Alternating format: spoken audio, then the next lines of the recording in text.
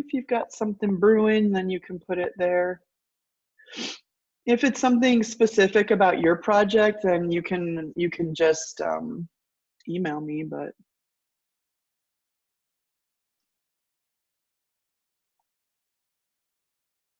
it's a good time to talk about all the things that are coming up.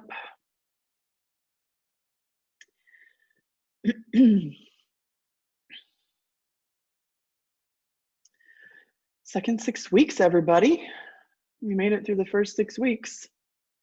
For some reason, I don't know, worked out. Hold on, I have to. This is from my other class. Oh, I was working on it instead of eating lunch. We're going to go to our Google Classroom for today. Some things there for you.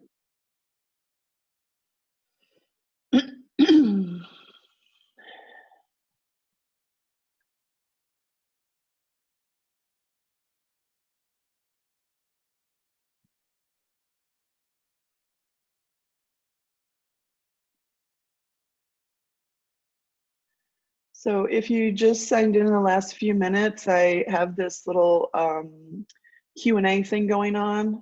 You might want to leave your phone browser or a tab open to menti.com, and then there's a code there, so that if there's any questions about the research project in general, or the resume that's due on Wednesday, or if you're working on your Apply Texas or your FAFSA, that one opened on Thursday, then you can drop some questions in there and I'll try to address them. If I don't know the answers, I'll just say I don't know the answer to that and try to find out for you, because I don't have all the answers. But the thing about education is sometimes if we don't have the answer, we have to know how to find the answers, right? So if something comes up during our lesson today and you want me to address it before we sign out, you can put it on here, menti.com, and then here's the code.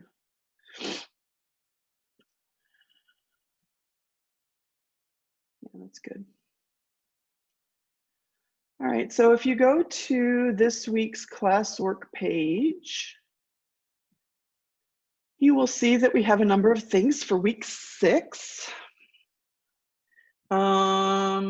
It should be week 7, but remember we started a week late, so report card grades have been submitted at this point, so we're starting the second 6 weeks this week.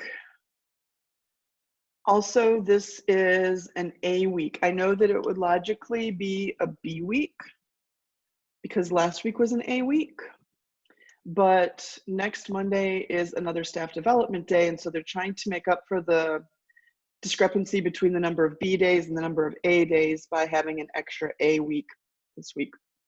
Next week will also be A. So we'll have 3 A weeks in a row because we've been missing those Mondays. Also, that means that we won't have our class next Monday. So the next time that I will see you for a Zoom call will be on Wednesday next week. I think that's the 14th. Did I put that on there? I did put it on there. So maybe make a note in your Google Calendar or whatever you use to keep yourself organized. I'm kind of hoping that on Sunday night, they'll send out a message saying, oh, teachers, we know you're working hard. Staff development days canceled, just sleep in. I don't think it's gonna happen, but I'm hopeful. I saw a meme, I don't know if it was a meme or just a TikTok, where some guy had done a poster size cutout of himself and he put it in front of his face. Have y'all seen that one? And then he's behind it and he's sleeping. I kind of need that for meetings, but that's bad. That'd be a bad example. Shouldn't do that, but I don't know. I think I went to sleep around 2:30 last night, so I'm feeling the whole disconnect with the time frames. I'm sure you guys are too. What else? Oh, they announced some TSI testing dates. So if anybody still needs to do TSI for any reason, they're going to start doing those. I think you could call the College and Career Center, talk to Amanda over there to set up your testing date. The 7th and the 8th, that's Thursday and Friday this week, is math. And then next week they have reading. And then the week after that, they have math, reading, and writing. So if you need any of those, they're starting to set that up. I'm assuming the computer labs. Also, conferences. I've met with everybody at this point that signed up, almost everybody. And so you should be working on your project. But if you want to touch base, if you want to set up for another conference to go over where you are with your project or talk about your resume or work over your college admissions essay, I'm here for you. So you can just email me and we'll set up a time. I always keep that time from 2:45 until 4 o'clock clear for you guys. So even when like they were making a department meeting one day during that time, and I said, well, I'm not going to be at the department meeting because I need to be available for students. And they kind of went, oh, okay, well, that's the time, right? So I'm keeping that clear for you guys. And if there's something that comes up, we can either jump on a Zoom call real quick, look at an essay together, or you can also just share it with me through Google and we can go back and forth. Some people send me their, college admissions essays or their resume, and it's, pretty much polished, almost finished, and I just give a little bit of feedback last minute. Before you turn it in. Other people were kind of starting with a first draft and going through and having a little discussion about, improvements and, where you feel like you need to improve and my suggestions for that. So whatever help you need in those ideas and those projects, you can touch base with me and we can set something up.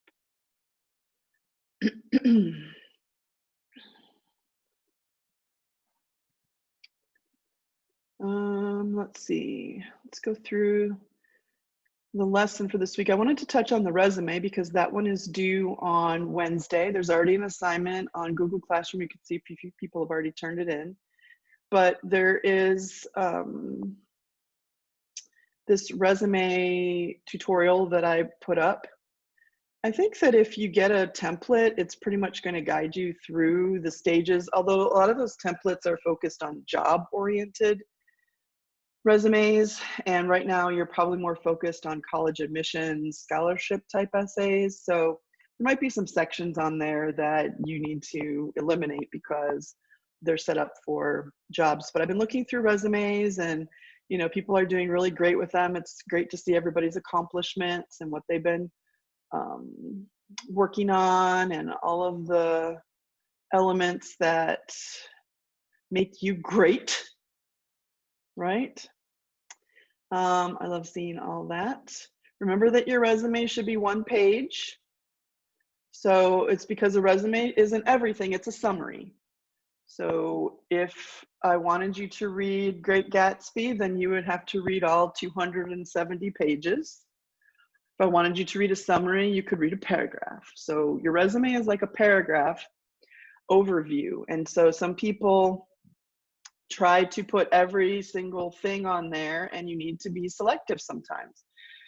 Usually there are people who don't have much to put in a resume, and so they're looking for things to add. And then there are people who have too much to put on their resume and they have to be more selective. But when somebody says they want a resume, they literally want a summary, not everything. So I know that it's tempting to want to be impressive and say, I won this award and this award and this award, and I got the attendance in this year and that year and the other year. And I think that that's good, but you need to consolidate. So some people have been asking me 2 questions. What if I don't have much for my resume? How do I add to it? And the other thing people have been asking me is, what if I have too much for my resume and it doesn't fit on 1 page? So I thought I would address those 2 things. The first one is the empty resume. So some people have been just focusing on their schoolwork, and obviously you're going to put your school information and that on your resume because there's a spot for education usually. Let me go to that example one. I think it's on slide 2. This one, right? Obviously you're going to put education in there, but if you need to add to your resume, you could put in some special courses. If you've been taking dual enrollment classes, you could list them. If you've been taking AP classes, maybe put in your AP scores.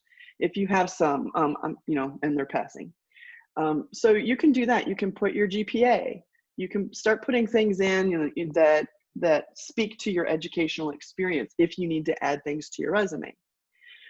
You can also, a lot of people tell me, oh, well, I don't have very many clubs and activities because I do schoolwork and that's pretty much all I do. That's okay. You don't have to put in clubs and activities that are only from school. Maybe you teach Sunday school. Maybe you want to make a volunteer section because you volunteer with your family at a, you know, at a food bank. Whatever extra things that you do to show that you have multiple facets to who you are, that's what you want to put on your resume. So, at some point you might take those things off, but if you're trying to, extend your resume to show who you are as a three-dimensional person, those are some things to consider. Any job is anything that you got paid for. If you got paid for babysitting your neighbor's kid in the summer, you can put that on as experience. That's a responsibility. So, kind of be a little creative with that. And if you need help adding things, then you could also put special skills. Now, these need to be, sort of like to the academics, like your special skill wouldn't be, I can fly a kite or something. I mean, unless you're going for a kite flying job or something like that. But you do want to make sure that you can think about other skills. If you are multilingual, then you should definitely put that. If you're fluent in Spanish, that means you can read, write, and speak Spanish, then, put that on there. If you only speak Spanish, but you're not so great with reading and writing, just say fluent in spoken Spanish. Maybe you're multilingual. Maybe you know more than two languages. That's a great asset. So you could put that under special skills. If you're really good with computer programming, or you are an Excel spreadsheet whiz, or like whatever, anything like that that you think would be beneficial to somebody who can see your different qualities or for a job, then you could put that under special skills. So those are some ways that you can add to your resume. You could also add an extra reference. You should have no more than 3 references, but you can add an extra reference to fill in your resume. Ask a third person if they would be a reference on your resume, and you can add them. So there are lots of things that you can do if you feel like you have an empty resume. If you're on the other end of the spectrum and you have been involved in all kinds of things and you don't know how to get it down to a page because when you write it all out, it's like 3 pages long, well, you don't have a resume. What you have is a curriculum vitae. You have a CV. That's a whole different document. A CV is like a resume, but with all of your academic elements. So anything that you've published, any projects that you've competed with at the state or national level, all those things go on a CV. But a resume, you need to get it down to that 1 page. I have a resume. I've been teaching 28 years. I've been department chair for 12 years. I've been doing all kinds of things, but I have a 1-page resume. So it's important to get it down to 1 page. So here's what you do. If you have too many things and it's overflowing, what you can do is you can say, all right, which things are kind of similar, and I can either generalize or I can put this one as a representative of, my leadership. If you are in band and you're a section leader, then you could put that in as a leadership position. If you are the vice president of student council, you can add that. But then I wouldn't put also vice president of this, vice president of that, like, you know what I mean? Try to be selective and show your variety, all the different things that you're involved in. Are you going to have to leave off some things you might be proud of? Unfortunately, on a resume, that's what we all do. So you have to pick and choose on a resume. And I say choose the things that show your variety as a student, as a person, and that way they can get the best overview of who you are, if that makes sense. Another thing you can do is play with space, right? Like on this resume right here, there's a lot of, it got filled up, but there's a lot of space here. So if I needed to, let me see, let me make it bigger. If I was Julia Lugo and I needed to make more space on my resume, I could take this part right here, I could make it a smaller font. I could make 2 columns here of information, right? Can you see how there's a lot of white space over here? So I could set it up so that there's 2 columns there if I needed to. I can play with margins. I could reduce the space between these bullets and this item to save a little bit of room.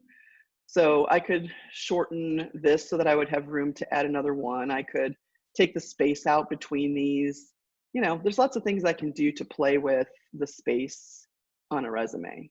Can you see how right here on additional skills, it doubled up right here so that there's 2 columns?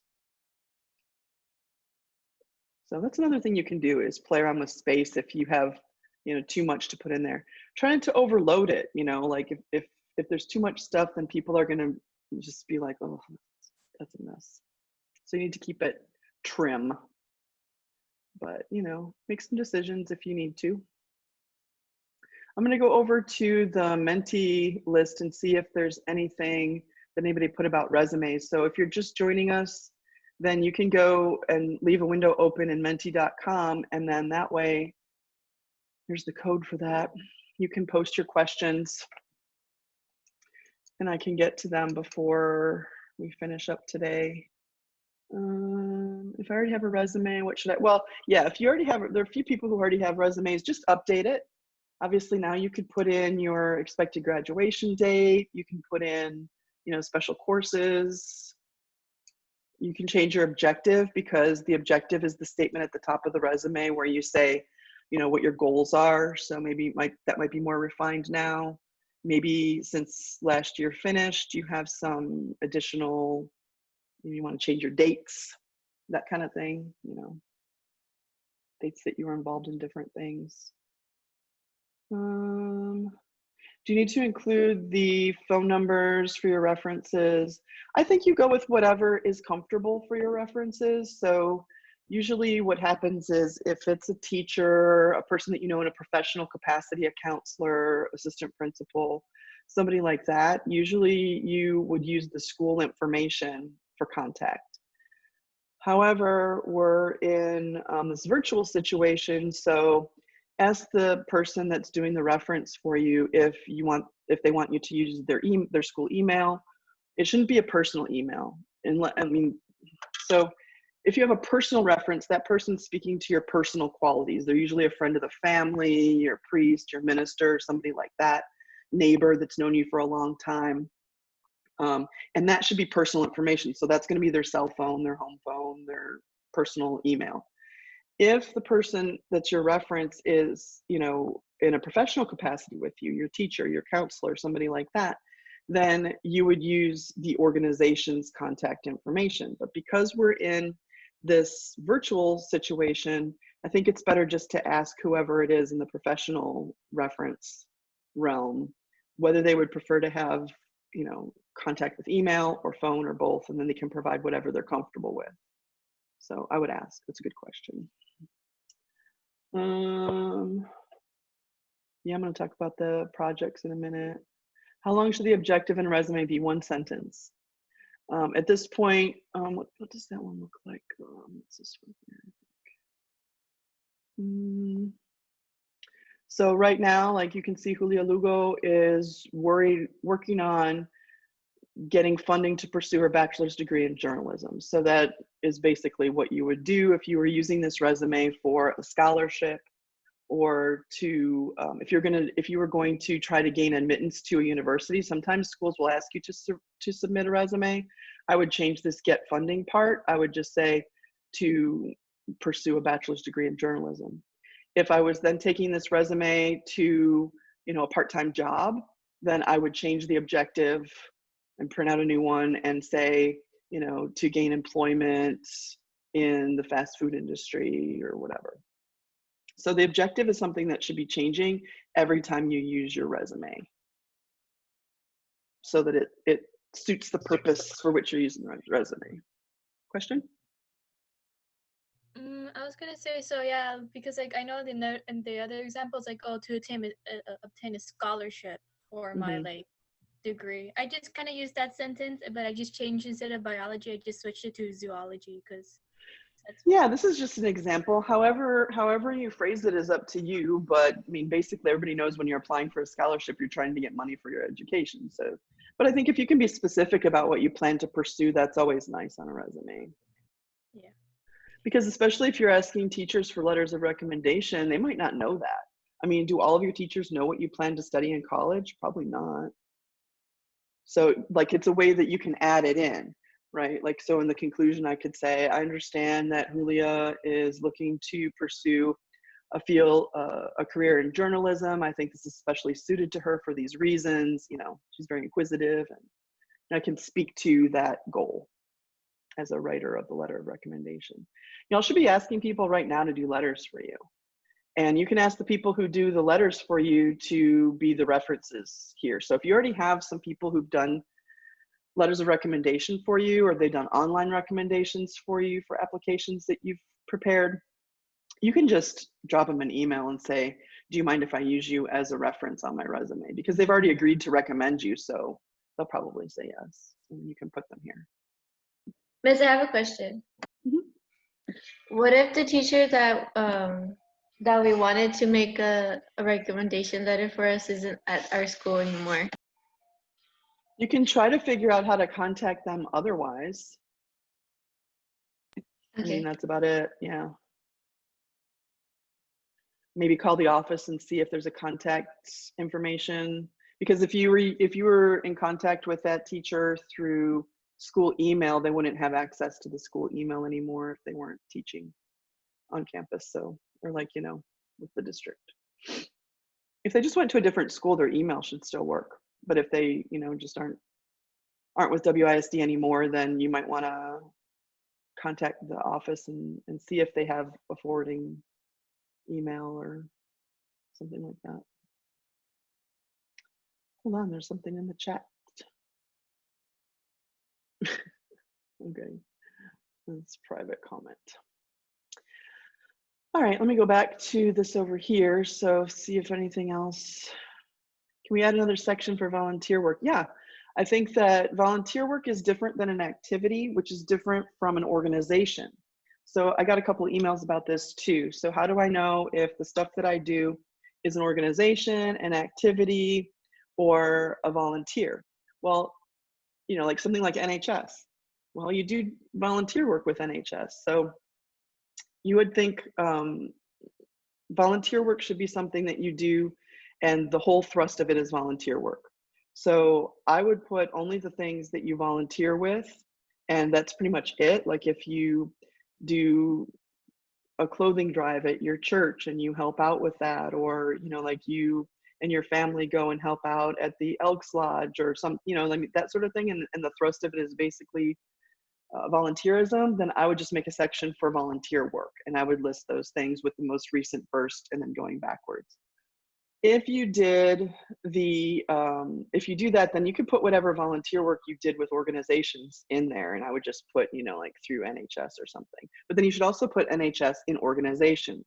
So what's the difference between an organization and a club or an activity? There is a difference. You could put them all together, or you can separate them on your resume. It's up to you. So an organization is something that you're going to usually have to pay dues for. Usually you have to get membership. There's usually like a ceremony where they're investing you in the club. And usually it's going to be at least statewide or a national organization, like you're a chapter of this organization. There's usually a president and so on. If it's a club, then you don't have that sort of commitment level. You know, like the art club is kind of like on Thursdays, whoever wants to come in can come in. And so if it's an organization, there's usually more of a commitment that is indicated. So if you have different sections, that's kind of how to determine the difference on those. So sports and band would be like under activities, right? Mm-hmm. Yeah, you can have a section like extracurricular activities, and then if you're in the, say, the drama club and the tennis team and, you know, like the Spanish club, then all of those could go under that. Mm-hmm. Yeah. Or you can just make one category that says, you know, clubs, activities, and organizations, and put them all in one thing. All right, anything else on resume? There is that PowerPoint here, so that's designed to help you navigate through the resume. There are a lot of templates and things that you can click on in the slides later on. There's a lot of cool templates that you can use and manipulate and make yours sort of stand out.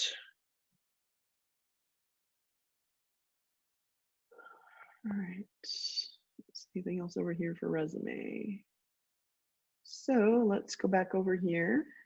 This is also where you can submit it. That one's due on Wednesday. All right, I wanted to watch this video about with this TED Talk, but it's kind of long. It's like 22 minutes long, so I think I'm just gonna leave the link here. The link is attached here. This guy, Alex Chang, talks about the truth about college admission, and it's interesting because he talks about how people get into schools in different ways than people expect. Like everybody just assumes that you have to have the top grades and you have to have all these activities and you have to have all these things. And he talks about how that's not necessarily true, but it's kind of on the long side, that video. So I'm gonna encourage you to go and watch it, but I don't wanna necessarily take class time to do it. It's worthwhile to watch it. I mean, we can watch it if you want. I'd rather get to the items that are over here on the curiosity board over here. So if you want to, you can add some more things over here about the upcoming topics. I want to talk about the projects, and I want to talk about Apply Texas and the essays that you need to do for that, and also FAFSA. So if you have FAFSA questions, FAFSA opened last week, the financial aid application. So in the classroom here, if you go down here to where it says college applications, I put a bunch of links in there. So this is the counseling page. This is the seminar that I did on writing the essay to get you started. Here's the Apply Texas. You probably have that bookmarked already. I didn't mean to click on that. And here's the application for financial aid, the FAFSA application. You have to sign up for a PIN, and then you can go in and start working on the form. I did get some questions over the last week or so about, do I have to do the FAFSA before or after my Apply Texas?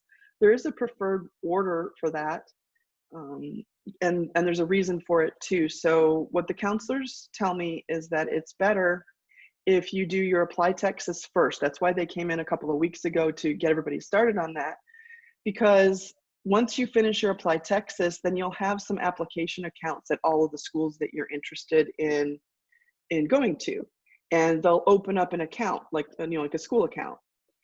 And then when you finish your FAFSA, the FAFSA is going to ask you what schools are you interested in, and so those schools will get your FAFSA information. Well, if they get your FAFSA information before they have an account for you, there's no place for them to put that FAFSA information.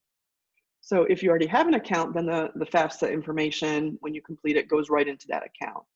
So the counselors are telling me that it's better to finish Apply Texas first and then do your FAFSA afterwards. Now, it doesn't mean that you have to wait until you're completely done with Apply Texas and then start on FAFSA. You just want to submit your Apply Texas before you submit your FAFSA, if that makes sense. There is going to be a financial aid night. I think it's on the 21st. Hold on, I think I put it on my calendar. Oh, Google Calendar saves the day again.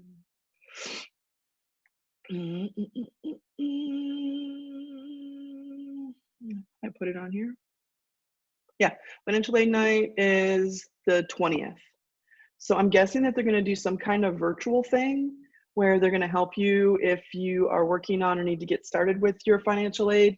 But you do want to do that as soon as possible, because FAFSA is going to give you an EFC score. What that means is estimated family contribution. So they're going to figure out, according to your parents' income, should anybody expect for your parents to help you with your education, and to what extent. The reason colleges need to know that is because if it looks like financial aid is not going to cover all of your expenses, say you applied to St. Edward's and FAFSA is going to cover 50% of your bill, but you're going to be on the hook for $11,000. Maybe if the school really wants you to come, then they'll look at your FAFSA score and say, I don't know if this kid is going to be able to afford it. We want to entice them to come to our school, so we're going to offer you the $10,000 Regent Scholarship. And so with FAFSA and that scholarship from the college, then you can finance your education. So sometimes schools will look at your FAFSA information in order to decide if they want to offer you special scholarships and things like that. So I also want to mention, if you are not in the Google Classroom for your counselor and for the College and Career Center, you really should do that. You can go to, I put the link here. This is the same one that the counselor shared when they came in a couple weeks ago. The link looks like this. You want to go to the Contact Us section here, and it will open a PDF. So whoever your counselor is, you want to be in the 12th grade classroom code for them so that you can get updates that are specific about graduation and so on and so forth.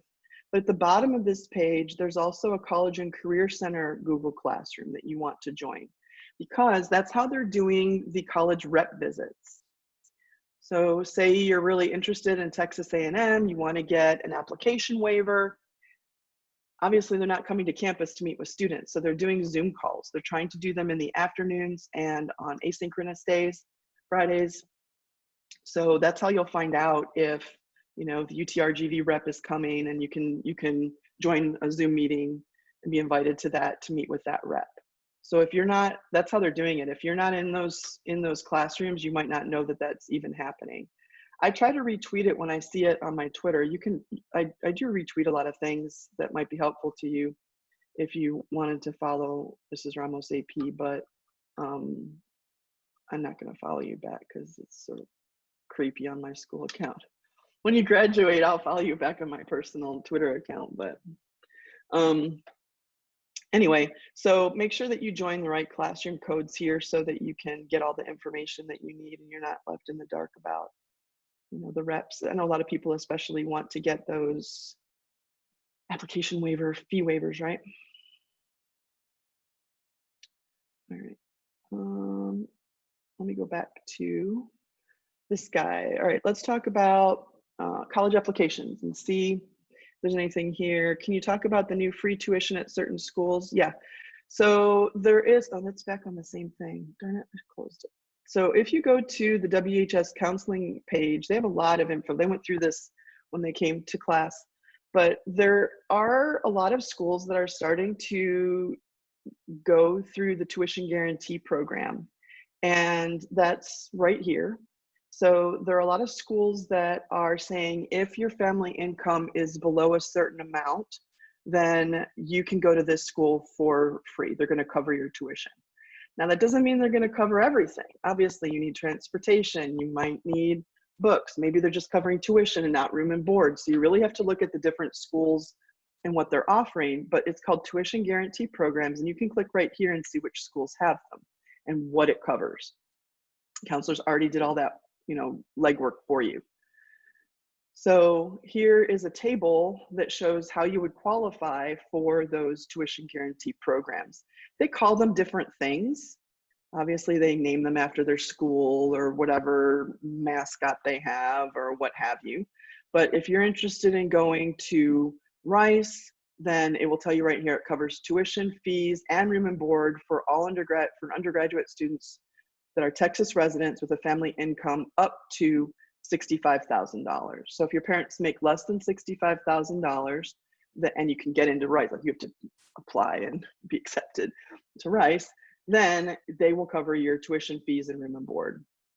But they also have one for tuition for families that make less than $135,000. So if your family makes less than $135,000, which is the majority of families in the Valley, then you could still get full tuition and you just have to cover your own room and board. So each school kind of customizes their own thing. Let's see, what's another one that a lot of people go to A&M. So A&M has a tuition program where tuition and fees are covered for anybody whose family income is less than $60,000.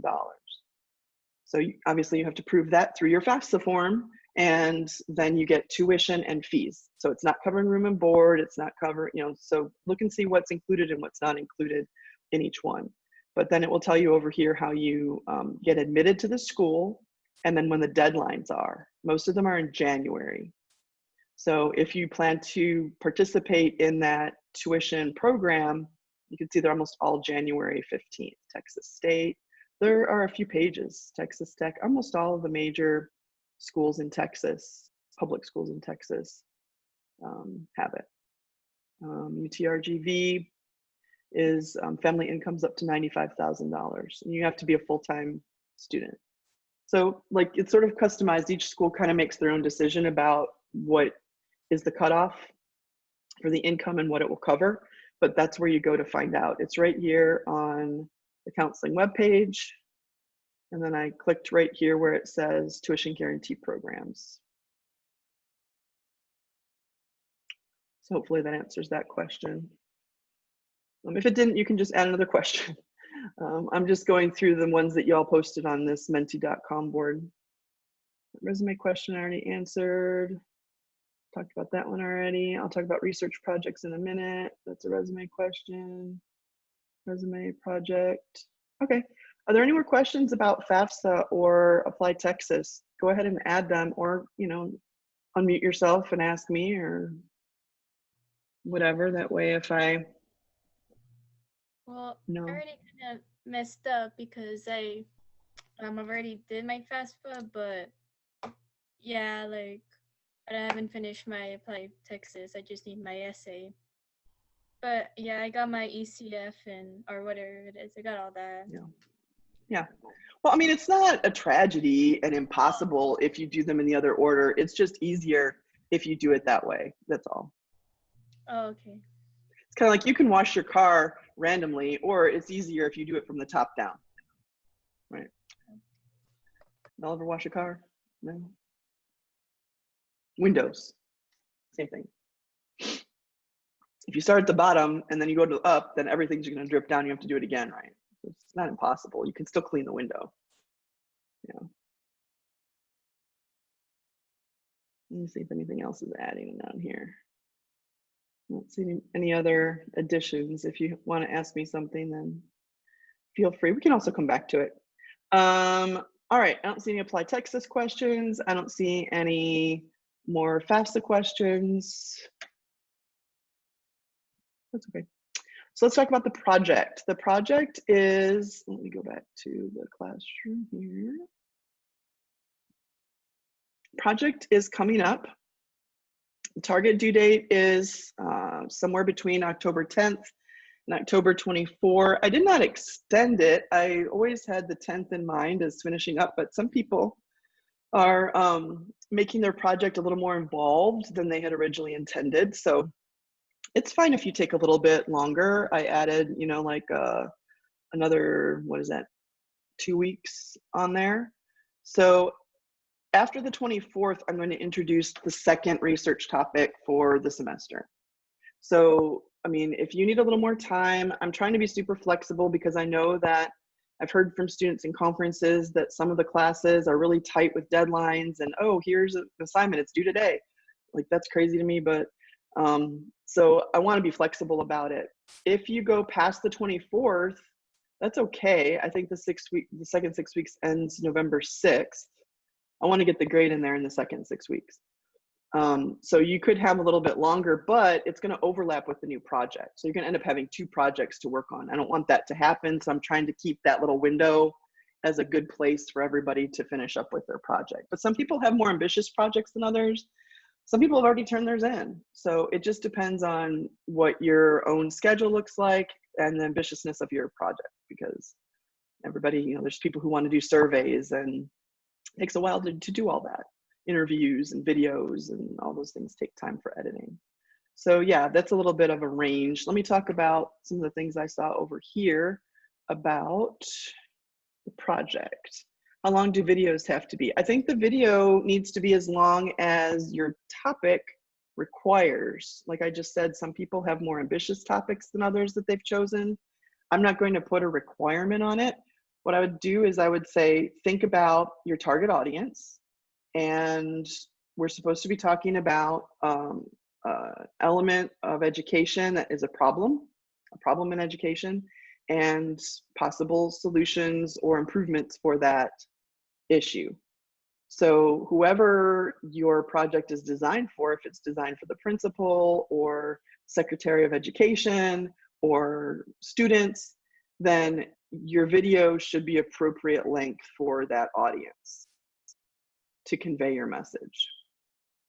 So, I mean, to convey any of these messages about problems in education, I think they would be a few minutes long at least to illustrate the problem and the possible solutions. So if you're not sure about your own topic, then, email me and we'll go back and forth about how, we'll talk about what should be in the video and what you're thinking and all that. Okay, so over here is a certain format we should use to write our sources. Yes, use MLA. So if you're doing a video, then the last screen should be all of your sources that you used for your research in MLA format. You should not just put a link to a website. That can be part of the MLA formatting, but that shouldn't be the only thing that is there. If you need help with formatting your sources, then you can let me know. You do not need to put your sources in your video if you don't want to, or your PowerPoint. You can just put them all at the end if you prefer. In other words, you don't have to do in-text documentation unless you're doing a research paper. Some people are doing research papers, and then I would expect the parentheticals next to the information and so on. If this sounds completely foreign to you, then you should be getting in touch with me so that I can help you through the process of marking your sources down. But yeah, you should use MLA. I have to make a decision if it's going to be digital or physical poster. Okay. Well, you can contact me and I'll let you know. Due date for the project, I already talked about that. That's about resumes. So I don't see anything else about the projects. So this week, we're continuing on with the same thing. Hopefully through the formatives and these questions and answers, you're learning more and more about the application process, scholarships. I'm trying to help you with what you're working on right now with essays and so on. The formative for today is a short video from an admissions officer, and she talks about how she looks at a package. So when the application is complete, what do the admissions people do with it? And she kind of walks through that, which is kind of an interesting insight into that. So I'm trying to give you all that background info and opportunities to ask questions. This isn't happening in other classes that I'm aware of. Like nobody has time to take out from calculus or AP English 4 or dual English 4 to talk about these things. So, maybe share some of this info with your friends that might not have this class if it would be helpful to them. Send them a couple links or whatever. Maybe I shouldn't. No, I'm not going to do that. Let's see if there's another thing in the chat here. Yeah, Erica's saying that video, you already did your formative. That video is an eye-opener. Yeah, and I needed you to hear it from the person who does it, right? Like I can sit here and say, they're going to look at everything. They can look at all of your social media, right? Even if you have a closed account. Even if you have a private account, they're still going to look at your social media. They have software for that. There's people who get denied all the time because of it, or they get accepted, or they get a scholarship, or they get, like a sports scholarship package, and then they look at their social media and disinvite them. Obviously, that's going to be an extreme thing. It's not going to be because they don't like, the font that you used on your post. But they're, like if they see behaviors that they don't think would be beneficial for their campus, they can uninvite you. Actually, that happened even before social media. I'll tell you the sad story. This was in the class of 04. Yeah, I know you were babies. In the class of 04, we had a student who was accepted to UT in the fall. Then he was accepted at McCombs Business School in the early spring, and then he stopped coming to school. And he said, well, I'm already done. I'm already in. I don't have to worry about anything. He stopped coming to school, stopped doing his work. And then when he had to submit his 8th semester transcript, which is the end of your senior year, yes, they're going to figure out your rank at the end of the first semester, but then your college is going to want your 8th semester transcript. That goes till the end of your high school. When they wanted that, they just invited him from everything because he was making zeros in all of his classes. And so they thought, we'll put somebody at McCombs who's going to be academic. Yeah. So, I do look at a lot of things. I'm not trying to scare you. I'm just trying to say good behaviors pay off. Somebody got a chance that he wasted. Okay, so this week working on your resume, that one's due on Wednesday. Your college application is ongoing. I'm helping with essays already, so feel free to send that one to me if you like. It does help me if you have a specific concern. So I can just give you feedback on anything, but if there's something about your essay that you want me to look at, like if you're worried about your structure or you don't really like your conclusion, I can kind of give you some guidance in what you might be interested in with those. If you're working on your projects, if you want to have a conference with me about your project, little update, you can let me know. Google Calendar, and then our next class is next Wednesday because we don't have school on Monday. So that's pretty much it on this week. The resume info is here, the college application info is here, and then I put these reminders just so that everybody remembers to do their formatives. I did my essays sophomore year. Yeah, you probably have some updates to do, at least to your writing, right? Like, hopefully your writing has improved between sophomore and senior year. Yeah, just your writing skills. So definitely look over that. Eliana has her hand raised. Okay. I did that by accident. I'm sorry. Oh, okay. I never really saw that before. I know you can do that, but I guess it means I'm supposed to call on you like in the regular class. I don't know if I do this like anybody else or I'm bad at it. I don't know. I'm trying my best, but I know probably everybody does it differently, these meetings and the way they organize materials. If y'all have tips where I could do something better, just let me know. I'll consider it. All right, what else? I'll take one last look over here on the Menti, the mental. I don't see anything else over here, so I guess that's it for today. Close these tabs.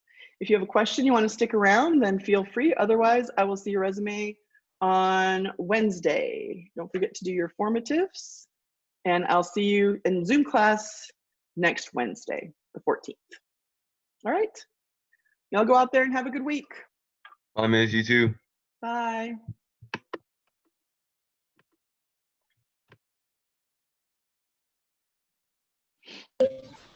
I have a question. Okay, sure. For